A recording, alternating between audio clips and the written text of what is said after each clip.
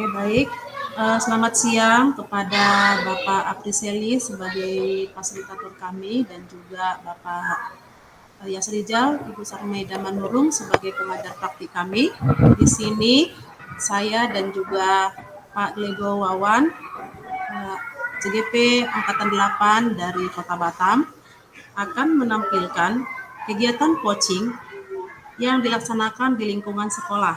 Adapun tujuan coaching kami untuk hari ini adalah bagaimana kami menyelesaikan masalah kami dalam lingkungan sekolah, baik itu masalah dengan rekan sejawat maupun masalah dengan siswa. Kami akan berperan sebagai coach dan juga sebagai coaching. Selamat menyaksikan. Kegiatan di kasus pertama. Saya sebagai coach dan Bapak Wawan sebagai coach. Hai, ada Pak Wawan ya? Ada Bu Suryani. Iya, Pak. Siapa, Bu? Sehat, Pak. Sedang apa, Pak? Ibu ini sedang kantin. Saya ini nunggu anak, melihat, memantau kalau saja ada anak yang bermasalah di sini membuat ulah. Jadi kita bisa langsung tahu. Dan sekalian juga saya juga istirahat nih sambil minum teh obeng ini. Bu Suryani, kenapa ke sini? Jadinya Pak saya mau beli gorengan, tetapi karena saya melihat Bapak, jadinya saya kepikiran Pak untuk menyampaikan. Saya lagi bingung ini Pak, sepertinya saya perlu pencerahan dari Bapak loh. Biasalah Pak, ada beberapa masalah ini, ada masalah yang mau saya sampaikan. Kira-kira topik apa yang kita bahas hari ini? Boleh saya duduk dulu nggak Pak? Oh silakan. Sambil pesan minum juga Pak apa? Iya Pak, boleh Pak, boleh. Nah, jadi begini loh Pak Wawan. Saya kan lagi mengajar di kelas 9, pelajaran matematika. Nah, saya menemukan ada seorang anak berjenis kelamin laki-laki. Jadi dalam setiap pembelajaran yang saya lakukan itu, Pak, dia tidak pernah fokus, Pak. Dia tidak pernah fokus, kemudian dia selalu mengantuk dan ujung-ujungnya tertidur, Pak. Nah, ini sudah saya perhatikan dalam beberapa kali. Pernah suatu ketika loh Pak, saya panggil anak tersebut. Lalu saya suruh datang ke kantor guru pada saat jam istirahat. Nah, lalu kami duduk berdekatan. Lalu saya bertanya dengan siswa tersebut, "Nak, kenapa kenapa tadi kamu tertidur di pelajaran ibu? Si anak ini hanya diam saja Pak, dan tertunduk. Nah, kemudian saya terus bertanya, kenapa nak terjadi seperti itu? Dia hanya tetap menunduk Pak. Tetapi dia hanya menjawab saya, maaf ya Bu, kalau tadi tindakan saya itu sudah membuat ibu marah, saya berjanji tidak akan mengulangi lagi. Sebenarnya sih banyak yang ingin saya gali lagi Pak, alasan dia kenapa sampai harus tertidur di pelajaran saya. Tetapi karena waktu sudah selesai di jam istirahat, dan saya kan tadi panggil anak tersebut di jam istirahat. Nah, karena kebetulan juga waktunya sudah bel untuk kembali lagi mengajar, akhirnya saya hanya menyuruh anak tersebut untuk baiklah nak, lain kali jangan terjadi lagi ya, jangan terulang lagi. Karena saya persilakan si anak tersebut untuk kembali ke kelasnya belajar, dan saya pun kembali ke kelas untuk mengajar kembali Pak. Nah, selanjutnya Pak, nah kebetulan di esok harinya saya masuk lagi ke kelas ini. Nah, terjadi lagi Pak hal yang sama, si anak ini tidak fokus dan dia tertidur Pak, padahal di jam pertama loh Pak. Nah, yang membuat saya bingung Pak, yang membuat saya bingung Pak, kenapa ya? Kok bisa anak ini tidak pernah konsentrasi dalam belajar dan hanya tidur saja. Nah, kemudian memang tadi sempat juga saya tanya dengan temannya setelah berakhirnya jam pelajaran saya di kelas itu, saya tanya, nak, apakah dia memang sering tertidur di pelajaran yang lain? Dan teman-temannya pun menjawab, iya Bu, dia memang sering tidur Bu, katanya. Nah, itulah kira-kira Pak. Sekarang saya mau cari kira-kira ada nggak solusi dari Bapak? Saya harus bagaimana dengan anak ini ya Pak ya? Iya. Jadi Ibu, menurut Ibu, langkah-langkah yang Ibu lakukan untuk mencari informasi penyebab anak ini melakukan hal tersebut, apakah sudah puas Ibu? Apakah sudah sesuai seperti yang Ibu inginkan? Tidak Pak, saya belum puas karena karena saya pun belum mendapatkan alasan yang tepat dari anak ini kenapa sampai harus tidur di pelajaran saya Pak. Iya, apakah metode Ibu untuk menggali informasi itu sudah tepat?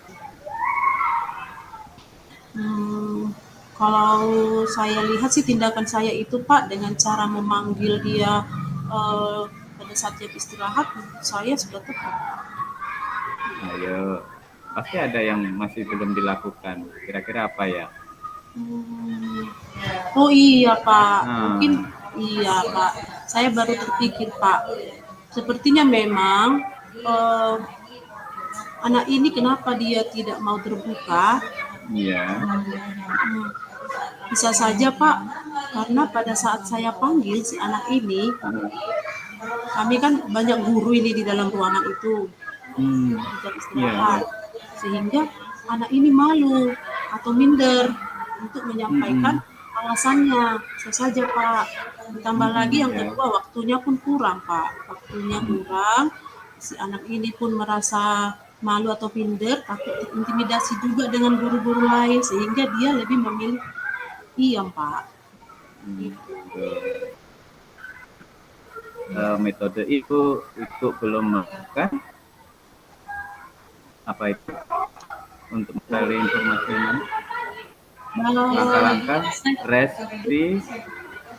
Oh iya Pak, aduh benar banget Pak Wawan. Iya, saya baru teringat Pak, saya memang belum melakukan metode segitiga restitusi Langkah-langkah itu. segitiga Iya, restitusi. langkah-langkah, iya Pak, aduh sepertinya memang iya. Jadi Pak, Kira-kira saya iya. Ya, jadi sepertinya memang Pak, saya harus mencari waktu yang tepat.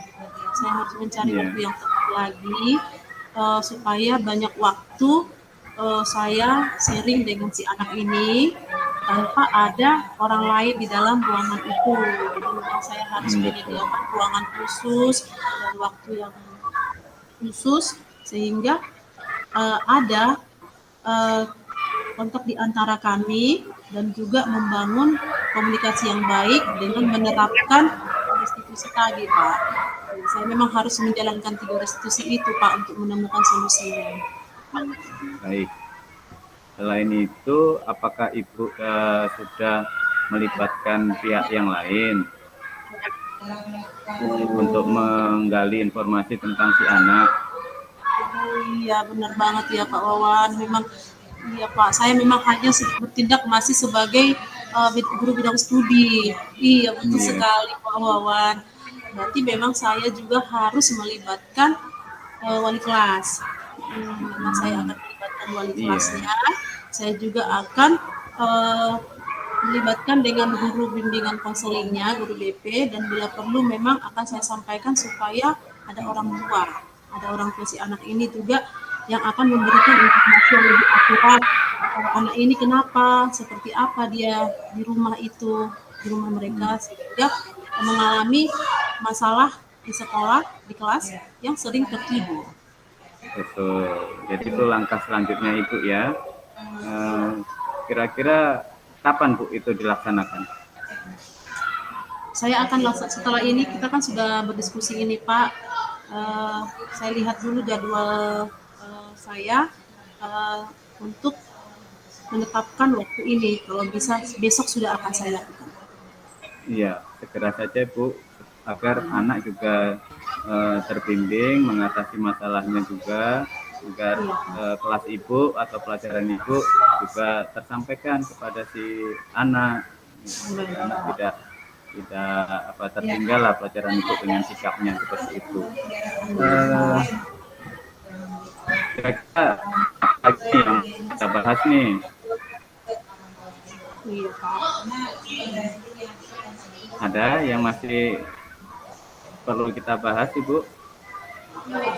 Sejauh ini sih Pak hanya itu saja yang masih ingin saya sampaikan. Jadi memang benar-benar sangat mencerahkan, sangat mencerahkan solusi dari Bapak. Jadi yang tadinya saya sangat bingung, kepikiran loh Pak, tetapi setelah saya komunikasi dengan Bapak, mencari solusi.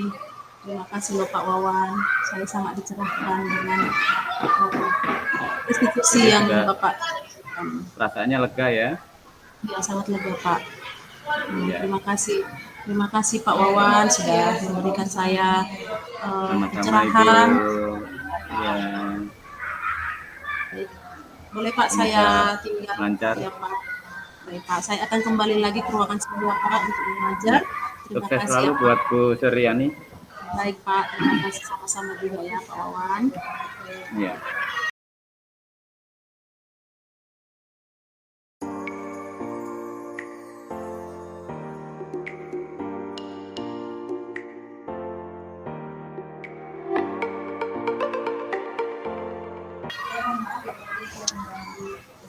Selanjutnya untuk putaran berikutnya akan ada kegiatan coaching yang akan kami lakukan bersama Pak Wawan, di mana saya akan berperan sebagai coach dan Pak Wawan sebagai coachee dengan masalah yang dihadapi oleh Pak Wawan di lingkungan sekolah. Selamat menyaksikan. Ada Pak Wawan ini. Pak Wawan lagi baca buku di perpustakaan ya? Ibu Suryani mengejutkan saya ya Bu. Ya Pak, dari tadi saya sudah di sini loh Pak. Saya mau mencari referensi untuk pelajaran saya. Sepertinya Bapak lagi lagi bad mood ya, jadi kayak kurang semangat gitu Pak. Iya Bu, saya punya hal yang mengganggu pikiran saya Bu. Oh gitu ya Pak. Boleh lah, saya nih curhat sama Ibu. Oh, boleh Pak, boleh. Ada apa ya Pak? Gini loh Bu, saya ini kan saya ini sering terlambat. Ya. Sekolah kita kan masuknya jam 7.15. Itu untuk persiapan. Untuk kegiatan belajarnya mulainya jam 7.30. Nah, saya terlambatnya di 7.15 ini, Bu. Saya sering terlambat dan itu pun terpantau oleh Bapak Kepala Sekolah dan teman-teman. Walaupun Bapak Kepala Sekolah itu tidak langsung menemui saya, tapi saya juga merasa bahwa Bapak ini sepertinya marah. Dan kalau menurut saya pribadi ya Bapak ini salah sangka gitu kan. Karena saya terlambat itu bukan karena saya sengaja. Sebab saya ada tanggungan, Bu, di rumah, Bu. Itu yang saya bingungkan. Saya punya tanggungan di rumah, anak yang masuk TK. Nah, di sekolah TK ini di jam 7 itu belum ada orang, belum ada penjaganya. Jadi nanti kalau anak saya taruh di sekolah, tidak ada yang jaga. Sekolahnya masih tutup, tapi di jam 7.15 itu sudah ada, Bu. Jadi ketika datang ke sekolah, saya tentunya terlambat karena bel masuk udah berbunyi. Tapi saya dengar-dengar Bapak ini selalu mengingatkan saya di belakang saya, Bu. Supaya saya terlambat lah. Saya kan jadi nggak enak. Saya kan ingin menjelaskan ini sama Bapak. Gimana, Bu, ya? Itu ya permasalahannya ya, Pak Wawan ya. Iya. Jadi Bapak merasa dan memang melihat bahwa setiap berpapasan dengan kepala sekolah, wajah Bapak kepala sekolah jadinya tidak bersahabat ya dengan Bapak ya. Iya, mukanya masam itu kalau nampak saya terlambat. Gitu, Bu. Iya, dan pastinya itu pun pasti akan mempengaruhi motivasi Bapak juga untuk mengajar. Pastinya Bapak juga akan berpikiran jadinya ya, Pak ya. Iya, betul, Bu. Iya. Jadi begini, Pak, kira-kira ada nggak tindakan yang sudah Bapak coba lakukan, baik itu terhadap kepala sekolah maupun terhadap rekan sejawat? Karena Bapak bilang tadi bukan hanya wajah kepala sekolah yang menunjukkan tidak bersahabat lagi dengan Bapak, tapi ada beberapa rekan-rekan guru juga yang seolah-olah menunjukkan wajah tidak senang dan tidak bersahabat dengan Bapak. Kira-kira ada nggak suatu tindakan yang sudah Bapak lakukan untuk mengubah mindset tersebut? Iya, kalau dengan rekan-rekan sejawat saya sudah lakukan, Bu. Saya sering ngobrol, saya sering berkeluh kesah. Ada yang memahami, tapi ada juga yang tidak memahami hal tersebut.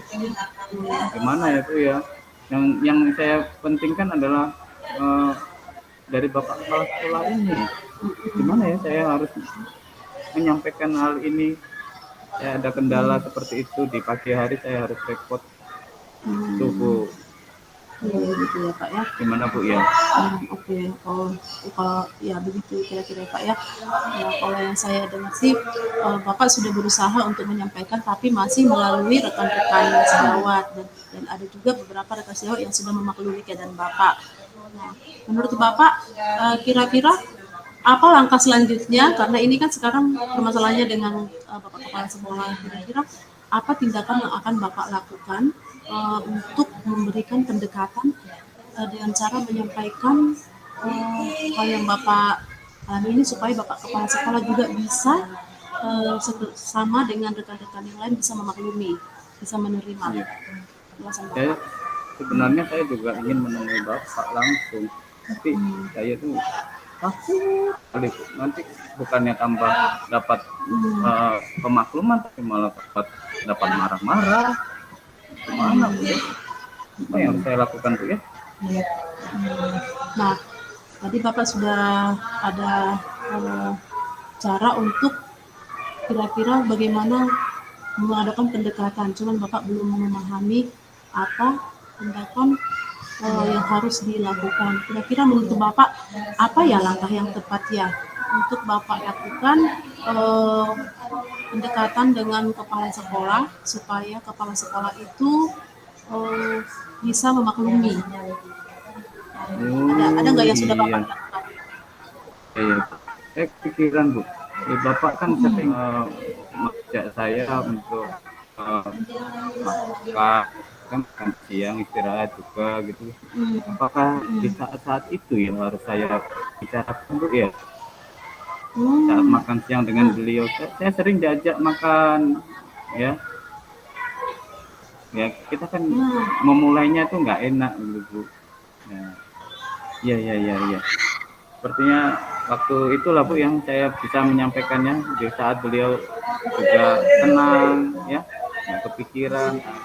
Mungkin saya akan traktir beliau lah.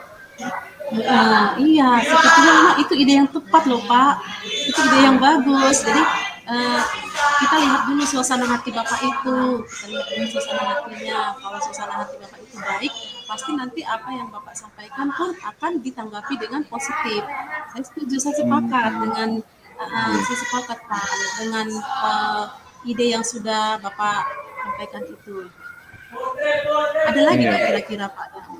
Ada lagi nggak kira-kira Pak tambahannya yang akan Bapak lakukan? Mungkin itu aja loh Bu. Ya, saya merasa hari ini bertemu dengan Ibu menjumpai sebuah solusi yang menguatkan saya untuk berani menyampaikan apa sih unek-unek saya ya. Jadi semuanya bisa memahami seperti itu sehingga kinerja saya juga lebih bagus lagi. Terima kasih Bu ya. Saya akan lakukan ini Bu. Ya. Kapan mungkin akan sudah punya komitmen untuk membuat suatu tindakan. Kira-kira kapan Bapak mulai itu? Kapan Bapak mulai melakukan ide tadi Pak? Ya, karena menurut saya itu ide yang sangat bagus loh Pak. Iya. Tunggulah Bu. Tunggu saya gajian dulu untuk mentraktir Bapak. Biasalah Bu.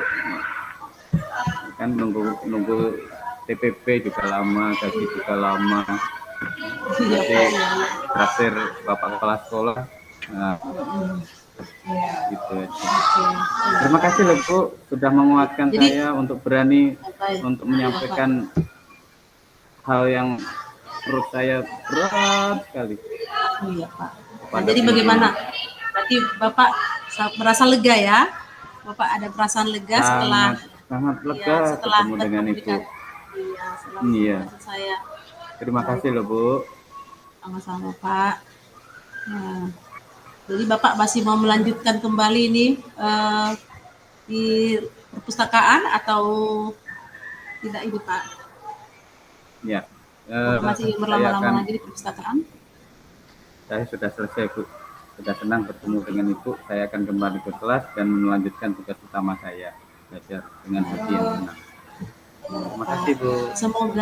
Semoga berhasil ya Pak. Nanti mendapatkan solusinya sehingga Bapak kembali semangat mengajar. Oke, saya tinggal dulu. Saya kembali juga ke kelas saya ya Pak ya. Iya. Selamat siang Pak Wawan. Siang Ibu.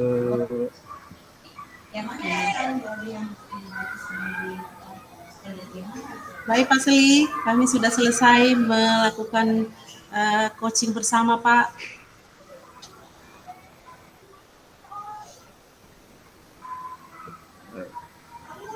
Demikian penampilan dari kami.